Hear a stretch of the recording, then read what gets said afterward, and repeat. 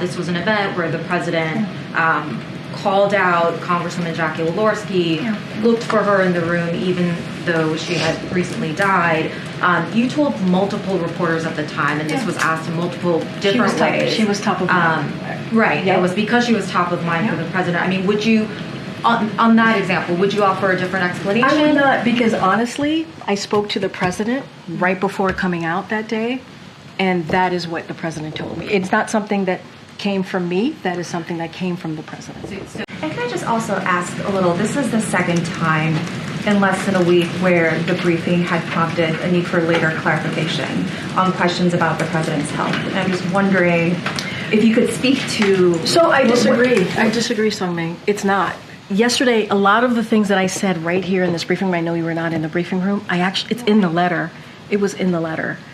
It was being incorrectly assumed and insinuated that the president had seen Dr. Kennard more than 3 times. I said that it was only 3 times that the president had seen a neurologist. I didn't confirm the name, but I did say it was only 3 times. It was being incorrectly assumed and insinuated that the president was being treated for Parkinson's. I said right here that the president was not being treated for Parkinson's. I actually went a step further and said he wasn't taking medication for Parkinson's. I said that right here. It was also being assumed and insinuated that Dr. Kennard was someone who only worked on Parkinson's when, in fact, he's a general neurologist. That was something that Dr. O'Connor was actually able to confirm, that he was a general neurologist, in fact, a general neurologist. And we also wanted to set the record straight. And so, it is important. We believe it was important to all of you. I actually even said here at the podium, if there was more information that we could provide, we would do that. We would do that. And we did. But many of the things that I said right here is in the letter.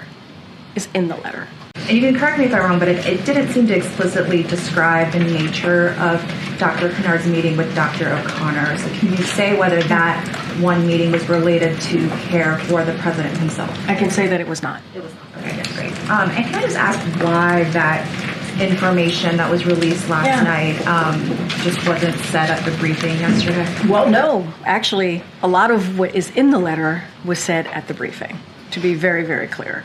I said many of the things that were laid out in the letter was actually repeated right here behind this lectern at this podium yesterday. It was what said that. Hold on. I said many of the things, and we got clarification, obviously, from Dr. O'Connor, but it was in line with what I said. When I said only 3, right? I said only 3 visits that this particular doctor had. I said a neurologist. What I was not able to confirm is the name, and the reason why is because we do not share private information. That is something that we respect, and we wanted to make sure that we protected our consultants here that work with the White House Medical Unit, their security as well. Are you confident that President Biden has what it takes to win in November and serve the next 4 years? As I've said before, I'm with Joe. Senator Schumer. Do you expect, based on the differences of opinion in the Democratic Party about the president, his ability to serve for 3 more years, that there might be a challenge at the convention? And if there is there the ability to throw out the virtual nomination? As I've said before, I'm with Joe. Senator Murray, who just left, made a statement last night saying that she believes that Biden needs to do more to demonstrate that he's strong enough to defeat Donald Trump, articulate a vision, and must seriously consider the best way to preserve his legacy. Do you agree with her sentiment? As I've said before, I'm with Joe. Senators are talking consistently about former President Trump and not advocating for President Biden, saying he's the guy who has to beat Donald Trump.